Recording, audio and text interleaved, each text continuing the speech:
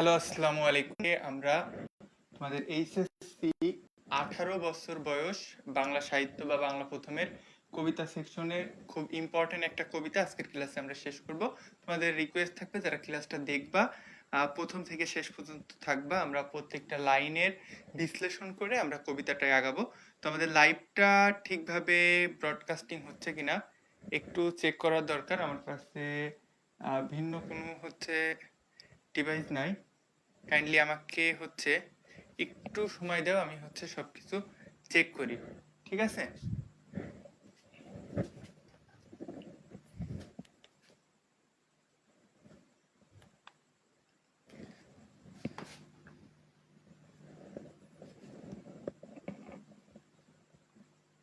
আচ্ছা, যারা লাইভ ক্লাসটা পাবা তারা একটু শেয়ার করে দিও। আর কমেন্টে তোমরা জানাবা যে সবকিছু ঠিকঠাক আছে কিনা, তোমরা শুনতে পাচ্ছ কিনা।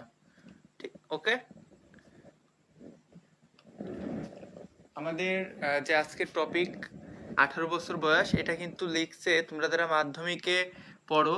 21 বছর বয়সে মারা গেছে কবি সুকান্ত ভট্টাচার্য। তো কবি সুকান্ত ভট্টাচার্যের একটা বিখ্যাত কবিতা। আচ্ছা, লাইভ অন হয়ে গেছে। কেউ মনে হয় এখনো যুক্ত হইতে পারে নাই। আমি একটু লাইভটা শেয়ার করার চেষ্টা করি।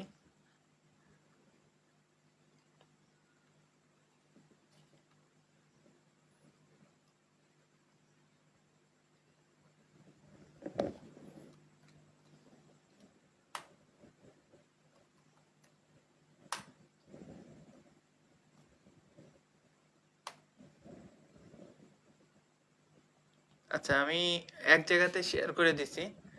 তোমরা যারা ক্লাসে যুক্ত হবা তারা আমাদের বাকি যে গ্রুপগুলো আছে সেখানেও কাইন্ডলি একটু ক্লাস লিংকটা শেয়ার করে দিও, যাতে সবাই জয়েন করতে পারে।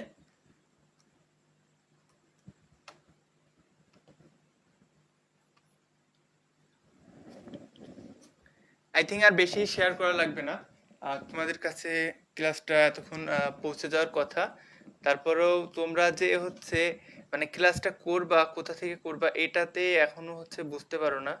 আসলে এটা তোমরা ইন্টারমিডিয়েট স্টুডেন্ট হিসাবে যথেষ্ট স্মার্ট হওয়া উচিত। ওকে, তো যারা ক্লাসে জয়েন করছো তারা একটু কমেন্ট করবা যে সবকিছু ঠিকঠাক আছে কিনা। আমি কিছুক্ষণের ভিতরে তোমাদের কমেন্টের রেসপন্স করব। আমি জাস্ট তোমাদের যে স্টুডেন্ট গ্রুপগুলো আছে ওইখানে ক্লাস লিংকটা আমি শেয়ার দিচ্ছি।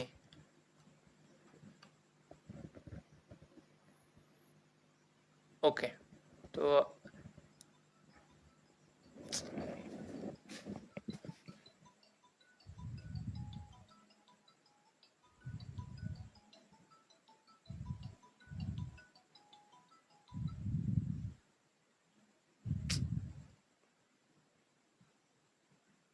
আচ্ছা, ইমরান যুক্ত হয়েছে দেখতে পাচ্ছি।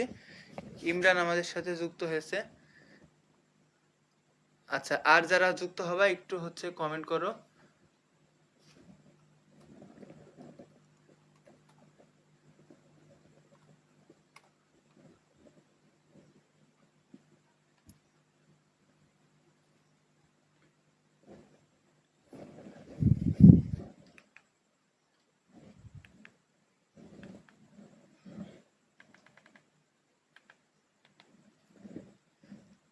ওকে, আমরা মূল ক্লাসে চলে যাই।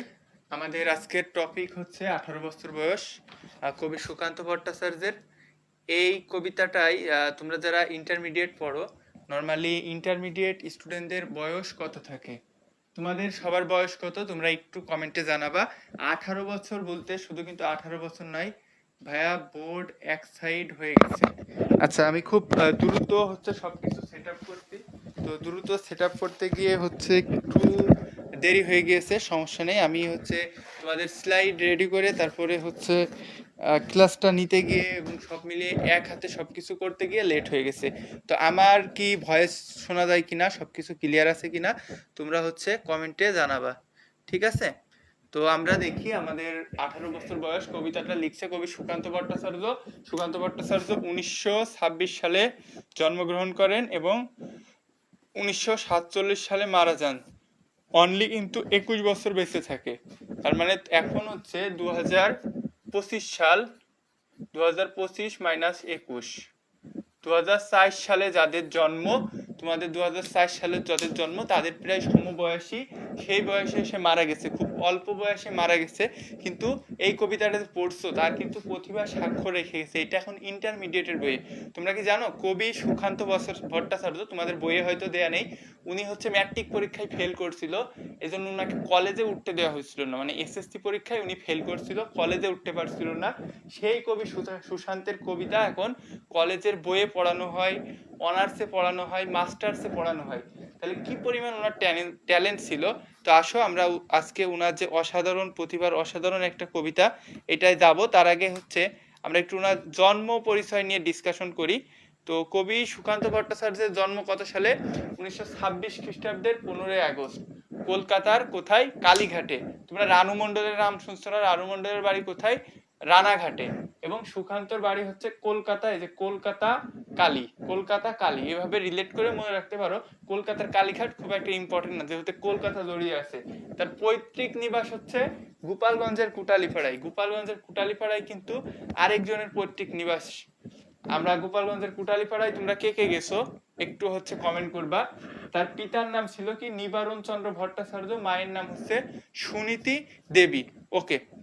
এন্ড সুকান্ত ভট্টাচার্যের যে জিনিসটা ছিল সেটা হচ্ছে বিদ্রোহী একটা মনোভাব ছিল, এবং দরিদ্র মানুষের যে অভাব দুঃখ কষ্ট, ও নিজেও হচ্ছে একটা খুবই হাইফাই ফ্যামিলি থেকে বিলং করে, ব্যাপারটা এমন না, ও নিজেও একটা মধ্যবিত্ত পরিবারে ছিল। তো আর ওকে যেটা সবচেয়ে বেশি প্রেরণা দিছে, মানে পীড়া দিছে, সেটা হচ্ছে দুর্ভিক্ষ এবং মানুষের দুঃখ কষ্টটা ও নিজের চোখে দেখছে। বুঝতে পারছো? তো এখানে দেখো, আচ্ছা ইমরান কমেন্ট করছে অল ওকে। আমি মাঝে মাঝে হচ্ছে ক্যামেরার পিছে গিয়ে দেখবো যে অল ওকে আছে কিনা, কারণ আমার কাছে হচ্ছে আর এক্সট্রা ডিভাইস নেই। ওকে। তো সুশান্ত ভট্টাচার্য রবীন্দ্র নজরুলোত্তর যুগের বিদ্রোহী তরুণ কবি। হয়তো উনি বেঁচে থাকলে আরো অনেক বড় কিছু হইতে পারতো, বাট খুব অল্প বয়সে মারা গেছে।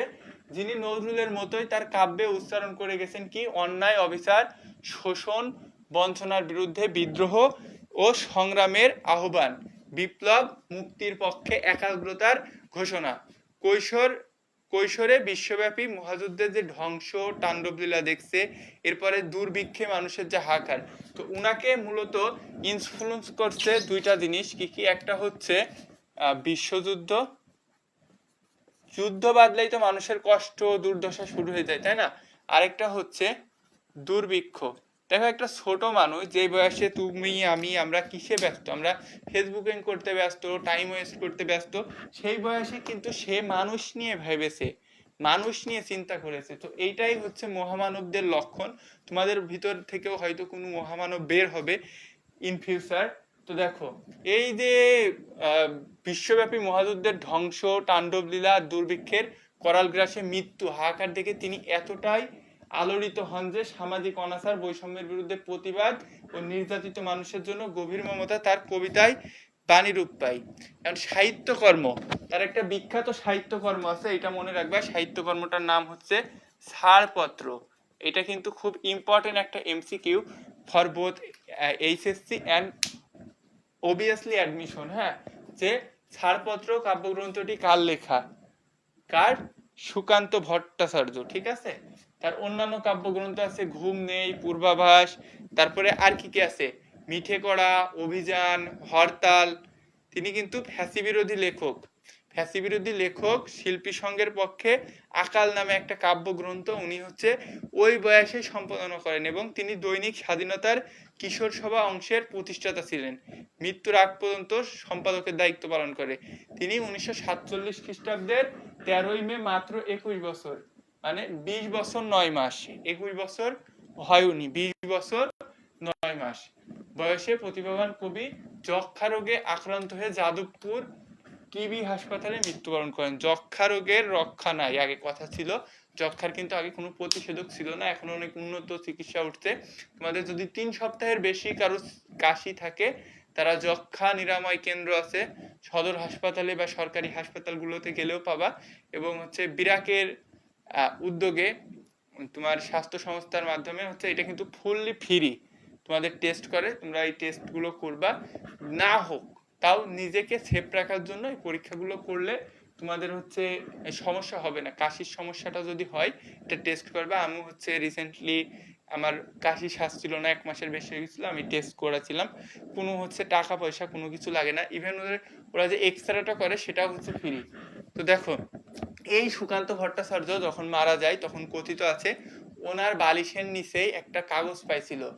ওই কাগজে একটা কথা লেখা ছিল, আমি দেখি বোর্ডটা কতদূর দেখা যাচ্ছে। আচ্ছা, স্নিগ্ধা ক্লাসে সালাম জানিয়েছে, যারা সালাম জানিয়েছো সবাইকে ওয়ালাইকুম আসসালাম। সেটা হচ্ছে সুকান্ত ভট্টাচার্যের একটা বিখ্যাত কথা আছে না, যে কি ক্ষুধার রাজ্যে পৃথিবী গদ্যময়, পূর্ণিমার চাঁদ যেন ঝলসানো রুটি। এটা কথিত আছে উনি যখন মারা যায় ওনার বালিশের নিচে কাগজ পাইছিল একটা চিরকুট, সেখানে এটাই লেখা ছিল, ক্ষুধার হবে, ক্ষুধার রাজ্যে পৃথিবী গদ্যময়, পূর্ণিমা চাঁদ যেন ঝলসানো রুটি। এটা কিন্তু ভাব সম্প্রসারণে আসে খুব। এই দুইটা লাইন এত ইম্পর্টেন্ট, এর ভিতরে অনেক ভাব নিহিত। মানে ক্ষুধার যে দুর্ভিক্ষের হাহাকার সেটা এর ভিতরে লুকায়িত রয়েছে। যে ক্ষুধার্ত মানুষ, ধরো রাত্রে আকাশে যখন পূর্ণিমার চাঁদ ওঠে, ওইটা কি রুটির মতো দেখা যায় না? একটা গোল চাঁদ যখন দেখা যায় জল জল করে জ্বলছে, মনে হয় কি ওইটা রুটি। তো পেটে এত বেশি ক্ষুধার পীড়া, ওই চাঁদটাকে দেখে মনে হচ্ছে ওইটা যেন রুটি, ওইটা আমি পেড়ে আনতে পারলে খাইতাম। তো সেইটা এখানে কবি এই কষ্টটা দুর্দশাটা এই 2 লাইনের ভিতরে ফুটায় তুলছে, যে কবিটা কিনা মাত্র 21 বছরে মারা গেছে। তো তাদের দেখো চিন্তা ভাবনা অনেক হাই লেভেলের ছিল। তোমরা যারা সাহিত্যিক মনোভাবের আছো, লেখালেখি করো, অনেকে হয়তো স্কুলে বিতর্ক করছো, আবৃত্তি করছো, তারা চাইলে সাহিত্য চর্চা করতে পারো। সাহিত্য চর্চা করলে প্রচুর জ্ঞান বাড়বে। আমি নিজে হচ্ছে একজন সাহিত্যিক মানুষ ছিলাম, যদিও এখন হচ্ছে ওইভাবে টাইম পাইনি পড়ার, বাট চেষ্টা করি আর কি। সাহিত্য প্রেমী মানুষ ছিলাম এক টাইমে। তো এই যে দেখো, ক্ষুধার রাজ্যে পৃথিবী গদ্যময়, পূর্ণিমার চাঁদ যেন ঝলসানো রুটি, এটা তোমরা ব্যাখ্যা করতে পারবা। এবং এটা মনে রাখবে, এই উক্তিটি কার? সুকান্ত ভট্টাচার্যের। ওকে, এরপরে আমরা যাই। এই কবিতা আমাদের 18 বছর বয়স কবিতার মূল ভাব বা মূল বক্তব্য কি? এই সুকান্ত ভট্টাচার্যের 18 বছর বয়স কবিতাটি 1948 খ্রিস্টাব্দে প্রকাশিত হয়েছে। উনি মারা গেছে কত খ্রিস্টাব্দে? উনি মারা গেছে 1947-এ। উনার মৃত্যুর পর কিন্তু এটা প্রকাশিত হয়েছে 1948 সালে প্রকাশিত তার কাব্যগ্রন্থ ছাড়পত্র থেকে সংকলিত হয়েছে। এই কবিতায় কবি কি করেছে? নিজের অভিজ্ঞতার আলোকে বয়সন্ধিকালের বৈশিষ্ট্য তুলে ধরেছে। বয়সন্ধিকালকে কি বলা হয়? টিন এজ বলা হয়, টিন এজ। আর বয়সন্ধিকালে যারা থাকে তাদেরকে বলে টিনেজার। তো তোমরা মোটামুটি সবাই প্রায় বয়সন্ধিকাল বা তার বাইরেও আসো। নর্মালি 12 ক্লাসে পড়লে 12 যোগ 7 19 বছর বয়স, বা হচ্ছে 12 যোগ 6 18 বছর বয়সী থাকে। কেউ কেউ হচ্ছে অনেক আগেই বয়স বেশি থাকে, এটা কোনো ব্যাপার না। 18 19 20 নর্মালি বাংলাদেশে বয়সন্ধিকাল শুরু হয় 12 থেকে 13 বছর এবং শেষ হয় 18 থেকে 20 বছরে, ঠিক আছে? নর্মাল রেঞ্জ বা 21 বছরে। তার আগেও শেষ হয়ে যায়। শেষটা কখন হয়? যখন অ্যাডমিশনে একজন ধরা খায়, খেয়ে তার লাইফের হচ্ছে বাস্তবতাটা সামনে আসে, রিয়েলিটি, তখন তার বয়সন্ধিকাল অটোমেটিক কেটে যায়। হ্যাঁ, তো জোকস এপার্ট, যাই হোক। তো এই যে বয়সন্ধিকালে আমাদের ভিতরে কি কি ঘটে এটাও লিখে থুয়ে গেছে। যখন ও 21 বছর বয়সের কম বয়সী ছিল এবং সে কলেজে পড়েনি, আমরা কলেজে সেটা পড়বো। তো এই কবিতার মূল ভাবটা কি ছিল? যে কৈশোর থেকে যৌবনে পদার্পণের বয়সটি খুবই কি এক্সাইটমেন্টের, অনেক ইমোশন থাকে, অনেক কিছু। অলওয়েজ কি? অলওয়েজ কালার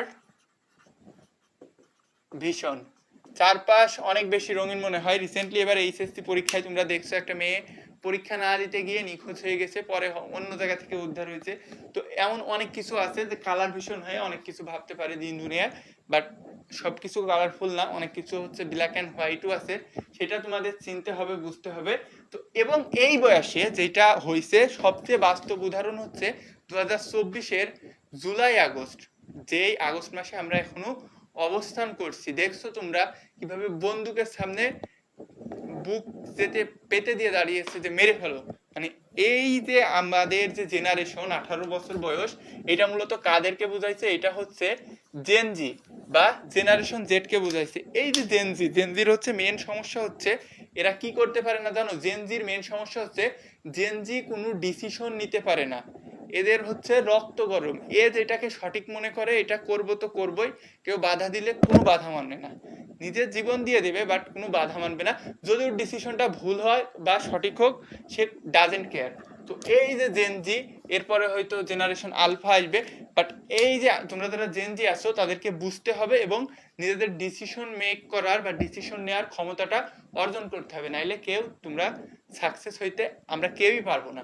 ওকে, ঠিক আছে। তো আমরা যেখানে ছিলাম অনেক কিছু হচ্ছে ডিসকাশনে চলে আসবে, ডিটেলসে বোঝার জন্য অনেক এই বিষয়গুলো হচ্ছে এখানে ইনক্লুডেড, আমি কিন্তু টপিকের বাইরে কথা বলছি না, ঠিক আছে। আচ্ছা, আরেকটা বিষয় বলতে ভুলে গেছি, আমি তো ওই পাশ দেখতে পাচ্ছি না কি হয় না হয়। তো যারা ক্লাসে থাকবা তারা কিন্তু, আচ্ছা কোনো কমেন্ট দেখতে পাচ্ছি না, আমিও কোনো কমেন্ট দেখতে পাচ্ছি না। আচ্ছা, যারা ক্লাসে আছো তারা হচ্ছে কমেন্ট করবা কি অবস্থা। আমি হচ্ছে তো কোনো আমার কাছে এক্সট্রা ডিভাইস নাই এই মুহূর্তে, আমি দেখতে পাচ্ছি না কি অবস্থা, এবং ল্যাপটপ থেকে যেহেতু হচ্ছে ডিসপ্লে চলছে এই কারণে হচ্ছে আমি দেখতে পাচ্ছি না। হয়তো ভবিষ্যতে আমাদের সেটআপ আরো বেশি উন্নত হবে, তোমাদের সাথে আরো ভালোভাবে ক্লাস নিতে পারবো। তোমরা হয়তো খেয়াল করছো গত দিনের সেটআপ থেকে কিন্তু আজকের ক্লাসের সেটআপ হচ্ছে ভিন্ন। তো দেখি আমরা যেখানে ছিলাম যে ওই কথাটা এখানে বলছে যে এই যে এ বয়সে অদম্য দুঃসাহসে সকল বাধা বিপদকে পেরিয়ে যাওয়ার এবং অন্যায়ের বিরুদ্ধে ঝুঁকি নেওয়ার একটা ক্ষমতা তৈরি হয়, এইটাই এই কবিতায় তুলে ধরছে। এবং এই বয়সে আছে সমস্ত দুর্যোগ আর দুর্বিপাক মোকাবেলা করার অদম্য প্রাণ শক্তি, ফলে তারুণ্য ও যৌবন শক্তি দুর্বার বেগে এগিয়ে যায় প্রগতির পথে। যৌবনের উদ্দীপনা, সাহসিকতা, দুর্বার গতি, নতুন জীবন রচনার স্বপ্ন ও কল্যাণ ব্রত, এইসব বৈশিষ্ট্যের জন্য কবি প্রত্যাশা করেছে নানা সমস্যা পীড়িত আমাদের দেশে তারুণ্য যৌবন শক্তি যেন জাতীয় জীবনের তালিকা শক্তি হয়ে দাঁড়ায়। তো আমরা সরাসরি এখন মূল কবিতায় চলে যাই। তার আগে এই কবিতায় আমাদের ছন্দটা জানতে হবে যে 18 বছর বয়স কবিতায় কি ছন্দ নিয়ে গঠিত হয়েছে। 18 বছর বয়স কবিতাটি মাত্রাবিন্দ ছন্দে, ঠিক আছে। 6 মাত্রার মাত্রাবিন্দ ছন্দ, প্রতি চরণে মাত্রা সংখ্যা 14, 6+6+2। কিরকম? আমরা এই কবিতাটিতে টোটাল 8টা প্যারা আছে, প্রতি স্তবকে 4টা করে লাইন, ঠিক আছে। তো আমরা এখন ডাইরেক্ট কবিতাতে চলে যাই, তাহলে আমাদের বুঝতে সুবিধা হবে। মূল কবিতা। 18 বছর বয়স, 18 বছর বয়স কি দুঃসহ, স্পর্ধায় নেয় মাথা তুলবার ঝুঁকি, মানে সে কাউকে ডোন্ট কেয়ার, কি কেয়ার? ডোন্ট কেয়ার মনোভাব, যে ডোন্ট কেয়ার, আই একটা ওই যে বাপের একটা মুভি আছে, আইতে আমি, ডিতে ডোন্ট, সিতে কেয়ার, আই ডোন্ট কেয়ার। তো 18 বছর বয়সটা হচ্ছে আই ডোন্ট কেয়ার মনোভাব। সে কি করে? স্পর্ধায় নেয় মাথা তুলবার ঝুঁকি। এতদিন হয়তো ছোট ছিল, ভাবছিল কখন একটু বড় হব, তো সেভাবে আমি দিন দুনিয়ার অনেক বড় হয়ে গেছি, এবং সে কাউকে পরোয়া করতে চায় না। এবং 18 বছর বয়সেই অহরহ বিরাট দুঃসাহসেরা দেয় উকি। এই 18 বছর বয়সেই যত রকম দুঃসাহস, সমস্ত স্টেপ যে ভালো হবে তা কিন্তু না, অনেক ভুল ডিসিশনও নিতে পারে। সাহস আর দুঃসাহস দুইটা কিন্তু পরস্পর কি বিপরীত। তো দুঃসাহস মানে হচ্ছে, দুঃসাহস বলতে কি বোঝায় জানো? দুঃসাহস বলতে বোঝায় হচ্ছে অতিরিক্ত সাহস। তো এখানে মূল কবিতার বিশ্লেষণ এটাই যে কৈশোর থেকে যখন যৌবনে পদার্পণ করে 18 বছর বয়সের তরুণরা অন্যর উপর নির্ভরশীলতা পরিহার করে। অ্যাজ লাইক তোমরা তোমরা কি করছো? এসএসসি পরীক্ষা দিয়ে যারা কলেজে গেছো, তারা এতদিন একটা বাউন্ডারির ভিতরে ছিল, যারা নর্মালি বাইরে গেছো বাসা থেকে, এখন ম্যাচে উঠছো, নিজেই নিজের ডিসিশন মেকার, নিজে নিজে ডিসিশন নিবা, ম্যাচে থেকে নিজেই পড়ালেখা করবা। কেউ পড়ালেখা করে হয়তো ইন্টারমিডিয়েটের রেজাল্টটা ভালো ভালো করবে, তার পরবর্তী কেরিয়ার ভালো হবে। এই বয়সে দেখা যাচ্ছে এসএসসিতে একজন A+ পেয়ে কলেজে গেছে, সেই ইন্টারে দেখা যাচ্ছে পাশ করতে গিয়ে হিমশিম খাবে, পরে মারা খেয়ে পড়ে থাকবে। তো এই বয়সটা আসলে ডিসিশন মেক করার, নিজের একটা নিজের পরে হচ্ছে আত্মনির্ভরশীলতা হচ্ছে নিয়ে আসার একটা বয়স। সেটাই বুঝছে যে অন্যের উপর নির্ভরশীলতা পরিহার করে মাথা উঁচু করে স্বাধীনভাবে চলার ঝুঁকি নেয়, ফলে তাদেরকে এক কঠিন সময়ে দুঃসহ অবস্থায় পড়তে হয়। এ বয়সে দুঃসাহস তরুণদের অন্তরে নানা দুঃসাহসী স্বপ্ন, কল্পনা এবং উদ্যোগ উকি দেয়। ওকে, এরপর কি 18 বছর বয়সের নেই ভয়। 18 বছরের বয়সটার ভয় নেই এটা কিন্তু না। 18 বছর বয়সের ভয় নেই বলতে বুঝাইছে যাদের বয়স এই 18 বছরের আশেপাশে, এদের কোনো ভয় নেই। পদাঘাতে ভাঙতে চায় পাথর, মানে একদম পাথর ভেঙে ফেলবে একদম পা দিয়ে। হ্যাঁ, ব্যাপারটা পায়ের আঘাতে কি পাথর ভাঙা সম্ভব? সম্ভব না, কিন্তু রূপক অর্থে যে একদম সবকিছু ভেঙে ফেলবো, দেয়ালে ঘুষি মেরে দেয়াল ভেঙে ফেলবো, ব্যাপারটা এমন যে পদাঘাতে ভাঙতে চাই পাথর। এ বয়সে কেউ মাথা নোয়াবার নাই, কেউ তোমার কাছে আমি মাথা নত করতে পারবো না। ঠিক আছে, 18 বছর বয়স জানে না কাদা, 18 বছর বয়স কি জানে না? কাঁদতে জানে না। তো এই অংশটুকুর আমাদের বিশ্লেষণে কি আসছে? বিশ্লেষণ আসছে যে 18 বছর বয়সের তরুণদের মনে কোনো ধরনের কোনো ভয় ভীতি কোনো কিছু নেই, তারা কোনো বাধা মানে না, সকল বাধাকে তারা তুচ্ছ তাচ্ছিল্য করে এবং পায়ের আঘাতে সরিয়ে ফেলতে চায়। এই বয়সের আত্মপ্রত্যয় তাকে কারো কাছে মাথা নোয়াতে শেখায় না। এই বয়সের কেউ সহজে কিন্তু কাঁদতে চায় না। ওকে, এরপরে দেখো, এই বয়স জানে রক্তদানের পুণ্য। তোমাদের ব্লাড ডোনেশন যে হচ্ছে প্রোগ্রামগুলো আছে, তোমরা অনেকেই হয়তো ব্লাড দাও। ব্লাড দেওয়া খুব একটা ভালো কাজ। একটা ব্লাডে হয়তো অন্য একজনের জীবন বাঁচে। ব্লাড দেওয়া যারা ব্লাড ডোনেট করো তাদেরকে হচ্ছে আমার পক্ষ থেকে ধন্যবাদ। তোমরা হচ্ছে অসহায় রোগীর প্রাণ বাঁচাও। যারা হচ্ছে রক্ত নাও তাদের কাছেও রিকোয়েস্ট থাকবে যে যারা ব্লাড দেয় তাদেরকে একটু যত্ন নিতে, কেয়ার করতে। তারা কিন্তু টাকার বিনিময়ে দিচ্ছে বা হচ্ছে আন্ডার এস্টিমেট করার কিছু নেই। অনেকে হচ্ছে ব্লাড দেওয়ার জন্য ফোন নেয়, ব্লাড দেওয়া হয়ে গেলে আর খোঁজই নেয় না। তো যারা অন্তত ব্লাড দিচ্ছে তাদেরকে টাকা না নিক, কিছু ফলমূল হচ্ছে কিনে দিতে পারো, বা একটু ভালো ব্যবহার, ভালোভাবে কথাবার্তা বলা, বা গাড়ি ভাড়াটা জোর করে দিয়ে দেওয়া, এগুলো তোমরা করতে পারো। হ্যাঁ, এবং যদি কারোর ব্লাড লাগে, তোমার যদি ব্লাড দেওয়ার সক্ষমতা থাকে, অবশ্যই হচ্ছে তুমি চেষ্টা করবা ব্লাড দেওয়ার। তো এই বয়স জানে ব্লাড ডোনেশনের পুণ্য। বাষ্পের বেগে স্টিমারের মতো চলে, বাষ্পের বেগে স্টিমারের মতো চলে। স্টিমার কি তোমরা চেনো? লঞ্চ, স্টিমার নাম শুনছো না? স্টিমার নর্মালি হচ্ছে নদী এলাকায় দেখা যায়, বা আমরা হচ্ছে যখন দূরে কোথাও ভ্রমণ করি সেসব এলাকায়ও আছে। তো তারা চায় স্বাধীনভাবে চলতে, তাই তারা কেঁদে গিয়ে, তাই তারা কি করে না? কাঁদতে চায় না। আচ্ছা, এখানে হচ্ছে একটু আমাদের বিশ্লেষণটা একটু ভুল আসছে। হ্যাঁ, এখানে তোমার এই যে এটা হচ্ছে আগের মানে ভুল আসছে বলতে কি আগের অংশে এইটুকুন চলে যাবে। এখান থেকে আমাদের হচ্ছে বিশ্লেষণটা শুরু, যে এই বয়স দেশ, জাতি ও মানবতার জন্য জীবনের ঝুঁকি নিয়ে সমস্ত বিপদ মোকাবেলা করে সুন্দরভাবে। মানে রক্তদানের পুণ্য বলতে এটাই বুঝাইছে যে সে জীবনের ঝুঁকি নিয়েও কি করতে পারে। 18 বছর বয়সে তোমার আমার মতো যারা ইয়াং মাইন্ড আছে তারা কি করতে পারে। আমার বয়স যদি 18 না, আমি এখন তোমাদের 18 বছর বয়স ধরো, যে মানবতার জন্য জীবনের ঝুঁকি নিয়ে সমস্ত বিপদ মোকাবেলা করে সুন্দর, শুভ ও কল্যাণ প্রতিষ্ঠায় নিজের রক্ত দিতেও কার্পণ্য বোধ করে না। ওকে, এরপর আমরা যাই। এই কবিতাটা খুবই ছোট এবং এই ক্লাসটা আই থিঙ্ক খুব দ্রুত শেষ হয়ে যাবে। যারা এই রাত 10টার পরে এসে ক্লাস করছো, আই থিঙ্ক তারাই ইনশাল্লাহ কখনো না কখনো ভালো করবা, এবং যারা ক্লাসটা করতে পারবা না অবশ্যই রেকর্ডেড লাইভ ক্লাসটা করে নিবা। ওকে, এরপর আমরা যাই। প্রাণ দেওয়া নেওয়া। প্রাণ দেওয়া নেওয়া ঝুলিটা থাকে না শূন্য, সপে আত্মাকে শপথের কোলাহলে। এর বাস্তব উদাহরণ তোমরা দেখছো রিসেন্টলি। এই কবিতাটা কিন্তু লিখছে মানে একটা বিপ্লবী মনোভাব নিয়ে লিখছে, যে তরুণদের যে রক্ত গরম টকবগে, তারা যে কোনো দেশের বিপদে সমস্যায় নিজের জীবন আত্মত্যাগ করে দিতে কোনো কিছু বা পিছুপা হয় না, বা সেকেন্ড টাইম ভাবে না। এই বয়সের গতিবেগকে বাষ্প ইঞ্জিনের স্টিমারের সাথে তুলনা করা যায়। এই বয়সে তরুণেরা সত্য ন্যায় প্রতিষ্ঠার সংগ্রামে নিজেদের প্রাণ যেমন বিলিয়ে দিতে পারে, তেমনি অত্যাচারীর প্রাণ কেড়ে নিতেও দ্বিধা করে না। এই বয়সের তরুণরা নতুন জীবনে নতুন নতুন অগ্রগতি সাধনের শপথ নিয়ে নিজেকে সমর্পণ করে সামনে নিয়ে এগিয়ে চলে। ওকে, এরপরে দেখো, আমাদের কিন্তু এখন উদাহরণ দিতে গেলে ভাষা আন্দোলন বা মুক্তিযুদ্ধে যাইতে হবে না। আমাদের চোখের সামনেই আমরা দেখছি কিভাবে আমাদের হচ্ছে ক্লাসমেট, ছোট ভাই, বড় ভাই সব হচ্ছে প্রাণ হারিয়েছে বা প্রাণ দিয়েছে। ঠিক আছে, তারপরে দেখো 18 বছর বয়স ভয়ঙ্কর। 18 বছর বয়স কেমন? ভয়ঙ্কর। তাজা তাজা প্রাণে অসহ্য যন্ত্রণা, এ বয়সে প্রাণ তীব্র আর প্রখর, এ বয়স কানে আনে কত মন্ত্রণা। এই 18 বছর বয়সের তরুণেরা নতুন ভাবে সবকিছু বুঝতে শেখে, নতুন ভাবে দুনিয়া চিনতে শেখে, নতুন ভাবে তারা স্বপ্ন দেখতে থাকে যে এই সমস্যাটা না থাকলে ভালো হতো, এটা থাকলে এটা হতো, এইভাবে কেন হলো না, কেন ইনজাস্টিস হলো, কেন জুলুম অত্যাচার হলো, এগুলো নিয়ে ভাবতে শেখে। তো আমি মাঝে মাঝে চেক করি একটু। আচ্ছা লুৎফুন্নিসা ভাইয়া ইংলিশ ক্লাস নিবেন না? অবশ্যই ইংলিশ ক্লাস নিব। ইংলিশ ক্লাস নিব না কেন?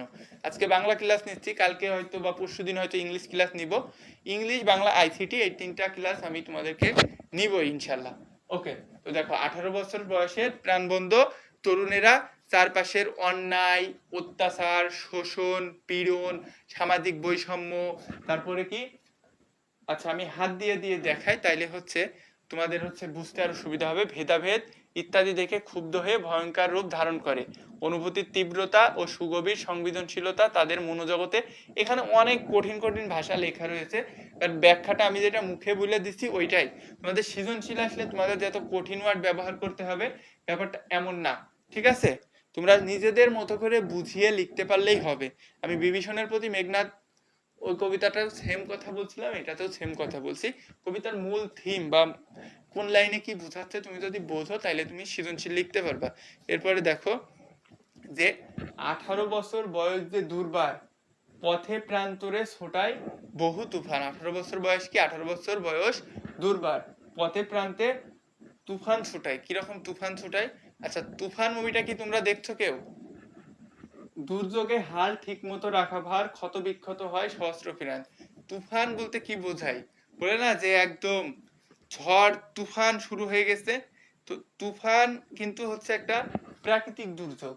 তো এই জীবনের এই সন্ধিক্ষণে তারা কি করে? শারীরিক, মানসিক, সামাজিক, রাজনৈতিক নানা জটিলতাকে অতিক্রম করে। ফলে প্রাকৃতিক দুর্যোগে মাঝি যেমন নৌকার বৈঠা ঠিক রাখতে হিমশিম খায়, তেমনি এ বয়সের তরুণ তরুণীরা নিজেদেরকে সচেতন ও সচেষ্টভাবে পরিচালনা করতে হিমশিম খায়।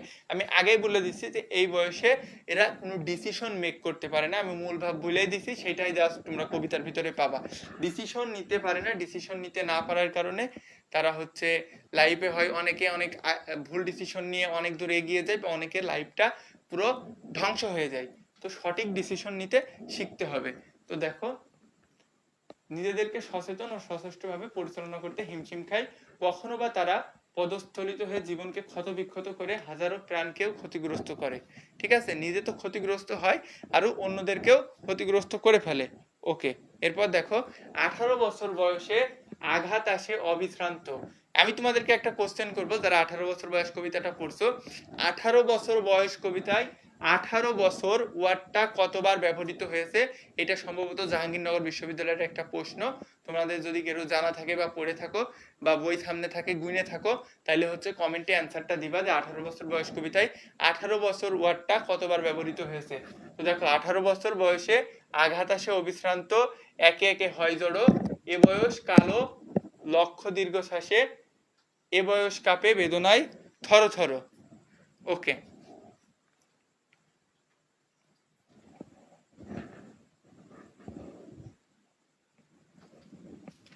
আমরা মনে হয় একেবারে শেষের দিকে চলে আসছি। 18 বছর বয়সে আঘাত আসে অবিশ্রান্ত, যে কথাটা বারবার বলছি সেটা এখানে আসছে, যে এই বয়সে আমাদের জীবনে অনেক কিছু আসে, অনেক নতুন ফ্রেন্ডশিপ হয়, অন্য কিছুর করে আমাদের অ্যাট্রাকশন হয়, নেগেটিভ প্লাসে অ্যাট্রাকশন হয়, এটা সব জায়গায় হয়। তো এই যে কন্ট্রোল রাখা বা আমাদের হচ্ছে ধর্মীয় যে হচ্ছে রীতিনীতি আছে, এগুলো যদি মেনে চলা হয় তো সম্ভব। বিশেষ করে যারা নিজেদের ড্রিমের পরে ডিটারমাইন্ড, তাদেরকে হচ্ছে ডিস্ট্রাক্ট করা খুব কঠিন। যেহেতু এটা একটা ইম্পর্টেন্ট বয়স, যারা এইচএসসি বা ইন্টারমিডিয়েট স্টুডেন্ট আছো, তাদের এই সময়টা যদি প্রপারলি কাজে লাগাও, তাহলে তোমার লাইফে পরবর্তী যেগুলো এখন চাও সেগুলো সবকিছুই হয়তো অ্যাচিভ করতে পারবা, সেটা 1 বছর হোক বা 2 বছর পরে। ঠিক আছে, তো এই টাইমটাকে ইউটিলাইজ করতে হবে। সেটা এখানে বলছে যে এই বয়সে চারপাশ থেকে যন্ত্রণা, নানা প্রতিবন্ধকতার ফলে ক্রমাগত আঘাত আসে। কিছু আঘাত আসে, কিছু আঘাত আমরা তৈরি করি। এই যেমন হচ্ছে কেউ আমাদের এখন একটা নতুন ওয়ার্ডের সাথে আমরা পরিচিত, আগে কিন্তু এই ওয়ার্ডটা ছিল না, যে দোস্ত তুই কি ছ্যাঁকা খেয়ে ব্যাকা হয়ে গেছিস। তো এই ধরনের বিভিন্ন হচ্ছে যন্ত্রণা নিজেরা হচ্ছে এগুলো কিন্তু আমাদের তৈরি করে নেওয়া। তো দেখো, বিশেষ করে আর আমরা টাইম কিলার, আমাদের যে মেশিন আছে মোবাইল ফোন, আমরা এখন রিলস দেখি, ভিডিও দেখি, এগুলো দেখে হচ্ছে কিন্তু সময় নষ্ট করি। দেখো নর্মালি আমি যেটা দেখছি, আগে যখন ক্লাস নিতাম অনেক স্টুডেন্ট থাকতো, ওই টাইমে মেবি রিলসটা আবিষ্কারই হয়েছিল না, রিলস উঠছে এখন হচ্ছে এই যে ফ্রি ক্লাস। এখন রাত 10টা বাজে, আমি তো ক্লাস নিতে বাধ্য না, তাই না? তো আমি হচ্ছে তোমাদের জন্য ক্লাস নিচ্ছি, তারপরেও তোমরা যারা ক্লাস করছো না, অনেকে লিঙ্কটা দেখছে, দূর কি ক্লাস করব আমি, ওই পরীক্ষায় যাওয়া হবে না। এটা ক্ষতিটা কার হচ্ছে? ক্লাস করলে হয়তো সে 2টা নতুন জিনিস শিখতো বা পরীক্ষায় ভালো করতে পারতো। এখন সে যদি ক্লাস না করে, আমি তো তার জোর করে ধরে কান ধরে বা বকা দিয়ে ক্লাস করানোর রেস্টটা কিন্তু নেই। কারণ কি, এই বয়সটা 18 বছর বয়সের। তো এটাই হচ্ছে এখানকার মূল ভাব, যে এই বয়সে চারপাশ থেকে যন্ত্রণা, নানা প্রতিবন্ধকতার ফলে ক্রমাগত আঘাত আসে। সচেতনতার সাথে এই আঘাত মোকাবেলা করে সুনির্দিষ্ট লক্ষ্যে জীবন পরিচালনা করতে না পারার ব্যর্থতা, দীর্ঘশ্বাস, এই বয়সে কি নেতিবাচক কালো অধ্যায় বয়ে আনে। এ ব্যর্থতার বোঝাই জীবনে নেমে আসে অস্ত্র বেদনা। ওকে, এরপরে দেখো, এরপরে তবু 18-র শুনেছি জয়ধ্বনি, এ বয়স বাসে দুর্যোগে আর ঝড়ে। দুর্যোগ এবং ঝড়ের মধ্যেই তোমাদেরকে টিকে থাকতে হবে। বিপদের মুখে এ বয়স অগ্রণী, এ বয়স তবু নতুন কিছু তো করে। আঘাতের আশঙ্কা, যন্ত্রণার হাতছানি, ব্যর্থতার সম্ভাবনা। কি কি? আঘাতের আশঙ্কা, যন্ত্রণার হাতছানি, ব্যর্থতার সম্ভাবনা থাকলেও এ বয়সের তরুণদের মাঝে রয়েছে বিজয় উল্লাস। দুর্যোগ, ঝড় ইত্যাদি প্রতিকূলতা মোকাবেলা করে এ বয়স বিপদের মুখে জাতিকে রক্ষায় অগ্রণী ভূমিকা পালন করে নতুন স্বপ্নের বীজ বনে। ওকে, এরপরে দেখো, এ বয়স যেন কাপুরুষ নয়। কি নয়? এ বয়স যেন কাপুরুষ নয়, এ বয়স যেন ভীরু কাপুরুষ নয়, পথ চলতে এ বয়স যায় না থেমে, এ বয়সে তাই নেই কোনো সংশয়, দেশের বুকে আবারও 18 আসুক নেমে। দেশের বুকে আবারও 18 আসুক নেমে। এখন হচ্ছে অনেকে বলছে দেশের বুকে আবারও জুলাই আসুক নেমে। ঠিক আছে?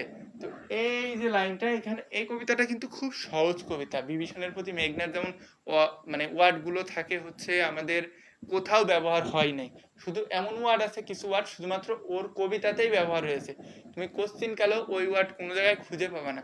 কিন্তু এখানে দেখো প্রত্যেকটা ওয়ার্ড আমাদের পরিচিত। তো এখানে বোঝাতে চাচ্ছে যে এই বয়সের তরুণরা ভীতু কাপুরুষ নয়, এ বয়স কখনো চলার পথে থেমে যায় না, বরং দেহ মনের স্থবিরতা, নিশ্চলতা, জরাদীর্ণতাতে অতিক্রম করে সংশয় ভুলে দুর্বার গতিতে সামনে এগিয়ে চলে। 18 বছর বয়স কি করে? 18 বছর বয়সে তারুণ্যর বৈশিষ্ট্য হলো জড়তাকে পেছনে ফেলে নতুন জীবনের স্বপ্ন বোনা, কল্যাণ ও সেবাব্রত নিয়ে কি করা? উদ্দীপনা, সাহসিকতার সাথে দুর্বার গতিতে এগিয়ে চলা। তাই তো কবি এদেশের বুকে তথা প্রতিটি ক্ষেত্রে 18 তথা তারুণ্য শক্তি নেমে আসার প্রত্যাশা করছে। ঠিক আছে, আমাদের হচ্ছে দেখো আধা ঘন্টার ভিতরে কিন্তু এই কবিতাটা শেষ। এখন আমি তোমাদের হচ্ছে প্রশ্ন করব এবং তোমাদের থেকে অ্যান্সার জানবো। যারা ক্লাসটাতে আসছো বা ক্লাসটা করছো তাদেরকে হচ্ছে অসংখ্য ধন্যবাদ। তো আমাদের হচ্ছে আমি স্লাইড অফ করে দিচ্ছি, এখন তোমাদের সাথে আমি এখন ফেস টু ফেস হচ্ছে কমিউনিকেশন করব। ঠিক আছে? তো আমি একটু হচ্ছে দেখি যে ক্লাসে হচ্ছে কে কে আসো। আমি তো হচ্ছে এখন পর্যন্ত হচ্ছে কমেন্ট তোমাদের দেখতে পারলাম না, কমেন্ট না দেখলে আবার অনেকে তোমরা হচ্ছে রাগ করো।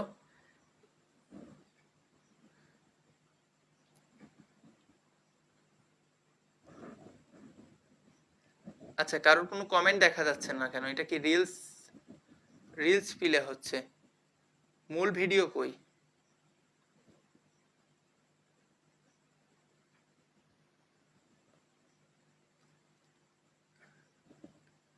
আচ্ছা, এখন এখন হচ্ছে তোমরা কমেন্ট করো তো, আমি কোনো কমেন্ট দেখতে পারি কিনা।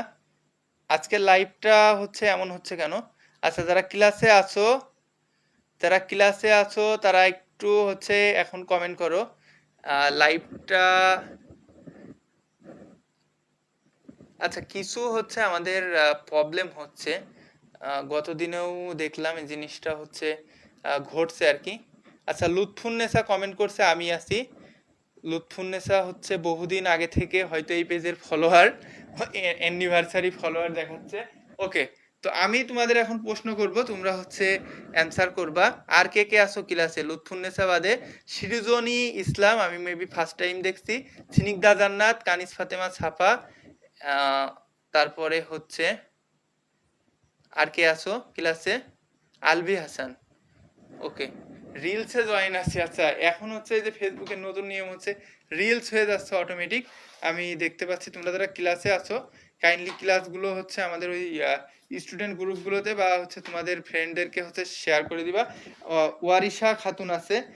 আচ্ছা, এখন আমি তোমাদের যে প্রশ্নগুলো করব তোমরা হচ্ছে একটু অ্যান্সার করবা। সেটা হচ্ছে বলো, কবি সুকান্ত ভট্টাচার্য কত খ্রিস্টাব্দে বা কত সালে জন্মগ্রহণ করেন? কবি সুকান্ত ভট্টাচার্য কত সালে জন্মগ্রহণ করে? ফারজানা আক্তার আলো, ইমরান আছে, ওকে, রফিকুল ইসলাম আছে। আচ্ছা, এরপরে দেখো, এরপরে যদি প্রশ্ন করি,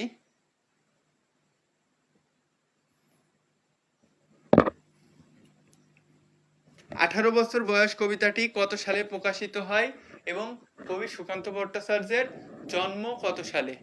তোমরা একটু কমেন্ট করো। দেখছি লামিম ইসলাম আরবি আছে, নাফিসা মন্ডল আছে। ওকে, তো তোমরা হচ্ছে যারা ক্লাসে আছো সবাইকে হচ্ছে ধন্যবাদ। এই যে 18 বছর বয়স কবিতাটা এত সহজে আমরা 30 মিনিটে শেষ করে ফেলতে পারলাম, এটা কিন্তু আমাদের জন্য বিশাল ব্যাপার। কারণ এই কবিতাটা খুব হচ্ছে ইম্পর্টেন্ট একটা কবিতা, অ্যাডমিশনেও এখান থেকে প্রশ্ন আসে। কানিজ ফাতেমা সাফা কমেন্ট করছে 1926 সালের 15ই আগস্ট। ও রিয়েলি 15ই আগস্ট? হ্যাঁ হ্যাঁ, সরি, আমি তো পড়াইছি বাট খেয়াল করি না আসলে। 15ই আগস্ট তো হচ্ছে একটা আমাদের জন্য খুব একটা ইম্পর্টেন্ট দিন। এখন 15ই আগস্ট হচ্ছে কিন্তু বাংলাদেশ এবং ভারত, যেটা ভারতের হচ্ছে স্বাধীনতা দিবস কবে? 15ই আগস্ট, ঠিক আছে। আর পাকিস্তানের স্বাধীনতা ছিল হচ্ছে 14ই আগস্ট। তো 15ই আগস্ট হচ্ছে 1926 সালে জন্মগ্রহণ করে এবং এই কবিতাটা প্রকাশিত হয় উনার মৃত্যুর 1 বছর পর। তার মানে উনি নিজে প্রকাশ করে যাইতে পারেনি, এটা পরবর্তীতে হচ্ছে সংকলিত হয়। আচ্ছা, এরপরে দেখো আমি তোমাদের যদি প্রশ্ন করি, ইম্পর্টেন্ট কিছু প্রশ্ন করব, হ্যাঁ।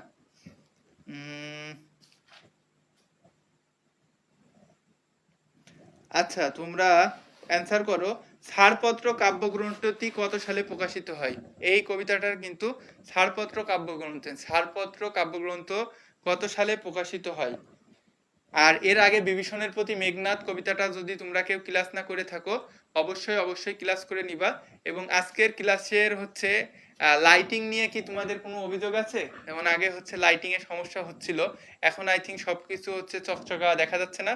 আমাকে কি ঠিকঠাক ভাবে দেখা যাচ্ছে? আমি যদিও কালো মানুষ, একটু কালোই দেখা যাবে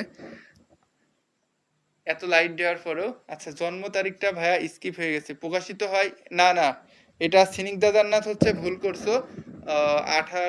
1948 সালে প্রকাশিত হয়। ছাড়পত্র প্রকাশিত হয় 1948 সালে এবং মৃত্যুবরণ করে হচ্ছে 47 সালে। কিসে মৃত্যুবরণ করে? যক্ষা বা টিবি রোগে হাসপাতালে মৃত্যুবরণ করে, ঠিক আছে। এরপর দেখো, এরপরে যদি আমি প্রশ্ন করি, হরতাল, হরতাল সুকান্ত ভট্টাচার্যের কি জাতীয় রচনা? এটা কি পারবা? হরতাল সুকান্ত ভট্টাচার্যের কি জাতীয় রচনা? তোমরা কমেন্টে জানাও, হরতাল সুকান্ত ভট্টাচার্যের কি জাতীয় রচনা?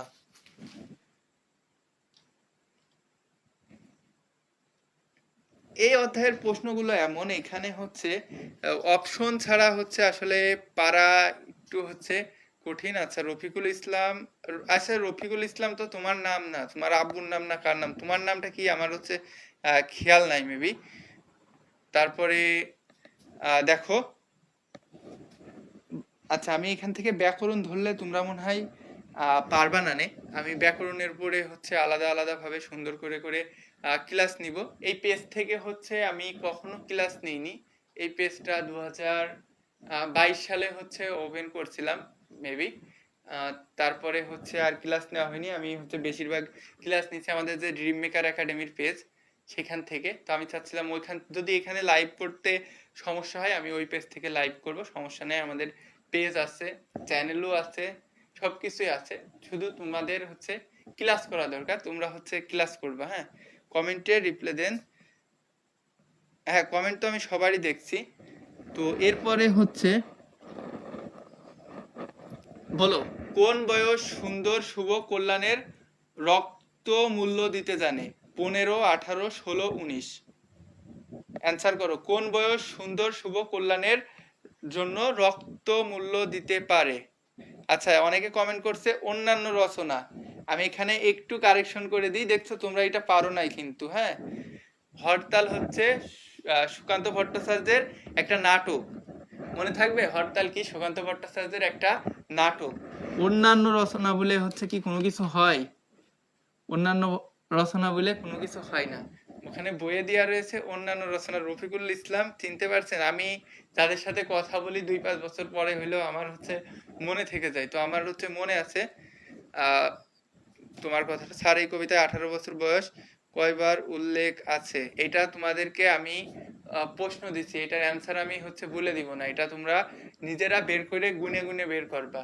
এটা কি আমি হচ্ছে গুনে দিব? তোমরা বই নিয়ে বসো। 18 বছর বয়স কবিতায় 18 ছাড়া অন্য কোনো অপশন কি হতে পারে? আচ্ছা ইমরান, তোমাকে বলি, একটা বিসিএস এর টাইপের হচ্ছে কোশ্চেন, সেটা হচ্ছে তোমরা অ্যান্সার করবে। আচ্ছা, বাংলাদেশের রাজধানী কোথায় অবস্থিত? বাংলাদেশের রাজধানী কোথায় অবস্থিত? পুরান ঢাকা, ঢাকা, উত্তরা, মতিঝিল। অ্যান্সার কি হবে? তোমরা হচ্ছে একটু অ্যান্সার করো যে বাংলাদেশের রাজধানী কোথায় অবস্থিত। ক পুরান ঢাকা, আমি অপশনগুলো দিচ্ছি। আচ্ছা লিখছি না। বাংলাদেশের রাজধানী কোথায় অবস্থিত? পুরান ঢাকা, উত্তরা, মতিঝিল, ঘ ঢাকা। অ্যান্সার করো, দেখি পারো কিনা। আচ্ছা ইমরান বলছে 18 বছর। 18 বছর হবে কিনা? তুমি কি জানো এই প্রশ্নটা যদি তোমাদের বোর্ড পরীক্ষার প্রশ্নে আসে, এটা ম্যাক্সিমাম স্টুডেন্ট অ্যান্সার করতে পারবে না।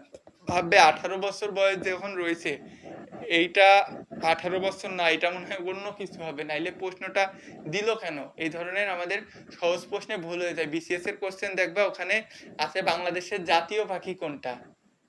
এটা কে না জানে বাংলাদেশের জাতীয় পাখি কোনটা? বাংলাদেশের জাতীয় পাখি কি?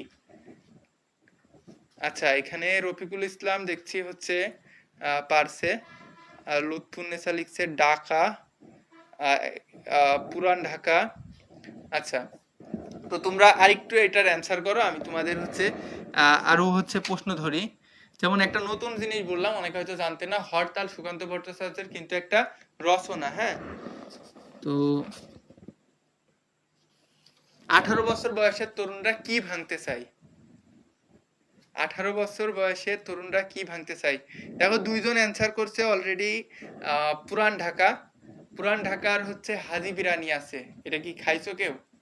পুরান ঢাকা মূলত হচ্ছে তোমার ওয়ারির ওই সাইড দিয়ে তোমার হচ্ছে যে লক্ষ্মীবাজার, তারপরে যেখানে পুরান ঢাকায় হচ্ছে জগন্নাথ ইউনিভার্সিটি, তারপরে ওই যে কি আছে, সাত কলেজের একটা কি জানো, সোহরাওয়ার্দী কলেজ না কি আছে, মেডিকেল আছে, তারপরে তোমার হচ্ছে যে বংশালের সাইড আর কি, নয়াবাজার, ওই সাইডে। কেউ কি গেছো পুরান ঢাকায়?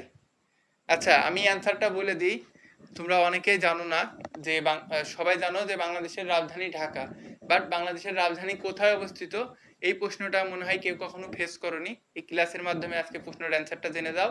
সেটা হচ্ছে বাংলাদেশের রাজধানী ঢাকায় অবস্থিত। পুরো ঢাকাটা নিয়েই বাংলাদেশের রাজধানী। এই ধরনের, দেখো ইমরানের কথাতে কিন্তু আমি প্রশ্নটা দিলাম। হ্যাঁ, কিন্তু দেখো ইমরান, দেখছো ভুল করছে সবাই। কেউ বলছে পুরান ঢাকা, যেহেতু পুরান রয়েছে তো ওইটা তো রাজধানী হওয়ার কথা।